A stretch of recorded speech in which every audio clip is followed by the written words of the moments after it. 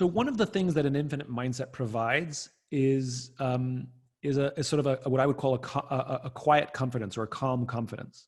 So, for example, if I were to tell you there's going to be a massive snowstorm or a massive hurricane in next Thursday, you're like, all right, it's going to be awful. It's going to shut down work. Not going to get to work. I may telecommute. I may take the day off. It's definitely going to hurt a lot of companies, right? Going to hurt if you're it could destroy a farm, right? But we've had lots of hurricanes. We know how to deal with it. We know how to prepare for it. We know there's going to be a short-term hit, and we know how to ride it out. Right. Well, most of us live 70 to 80 years old. Imagine if we lived for 1,000 years. This would be like the 6th or 7th pandemic that we faced in our lives. We know it's going to hurt. But we know it's going to be over, and we know there's going to be pain, and we know how to prepare for it.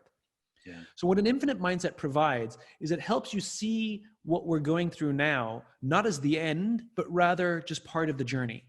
Like it's hard and it's difficult, but there is a light at the end of the tunnel. We're in darkness, but we know this comes to an end. We also know that life will not be the same afterwards. This is like World War II. It's like the way life was before World War II is not what life was like after World War II. The way that life was before this pandemic will not be what it's going to be. When we talked about going back to normal, there is no going back to normal. Yeah. As a friend of mine called it the other day, which I like, we're going back to abnormal. Yeah. It will be different. We don't really know how. But this is, what's really important to remember is this is not without precedence, which is we have gone through things before that have shaken the business world, sometimes forcing companies out of business. What do you think the internet did? I mean, the internet, put a lot of companies out of business who couldn't adapt to a new business, to the new change. And it created new businesses. And some businesses were forced to adjust, some proactively and did very well, some defensively, and they're still trying to figure it out. Streaming put all video stores out of business. Didn't have to, but it did. Starbucks, when Starbucks would come into a neighborhood, people would complain that Starbucks would put mom and pop coffee shops out of business. Actually, the data shows the opposite, that when Starbucks moved into a neighborhood, mom and pop coffee shops actually did better because it brought customers and people had a groundswell for the local business. The ones that went out of business were the ones that couldn't adapt. Mm-hmm.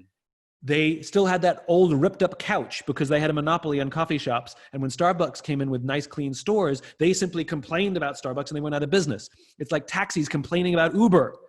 An app doesn't put you out of business. You can have an app to hail a taxi.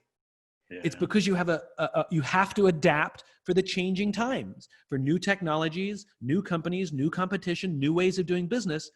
And if you don't adapt, you die.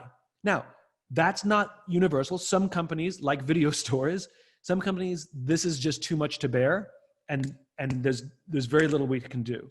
But to think of this in terms of what skill sets do we have, what is our why, and how else can we bring that to life? This is way more sudden than the internet. It's way more shocking. It's way more unnerving, but it's not new in business. We know how to do this. I read I'll tell you two stories. There's a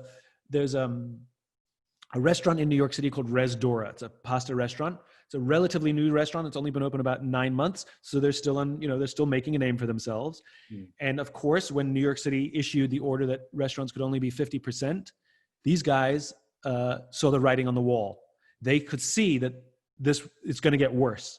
Right. So they immediately started to adapt their company. So instead of firing all the waiters, saying, well, we don't need waiters anymore, they changed everybody's job. So all those same waiters are now packaging food and organizing online orders and call-in orders, which, by the way, they had to develop. This is a high-end restaurant. They didn't deliver food. They had to immediately figure out how to do that. Mm. But the point is everybody kept their job because they changed their jobs. Yeah. So just as the company had to adapt, the people had to adapt as well. The people who said, well, I'm only a waiter, well, I got no job for you. Yeah. And so what we're experiencing even in our own company, which is we're forced to adapt. We do live events. Well, that doesn't exist anymore. So if I have somebody on my team going, I'm only going to do live events, well, I got none for you. Right. So we have to adapt as individuals as much as we have to adapt as companies. I tell you of another pizzeria in Chicago. Of course, 70% of their money came in from selling slices. Well, that's done. Yeah. Not sustainable. So what they recognized is they have assets, they have resources, they have a pizza oven. And so what they did is they started ordering medical grade, industrial grade plastic that their oven was hot enough to heat.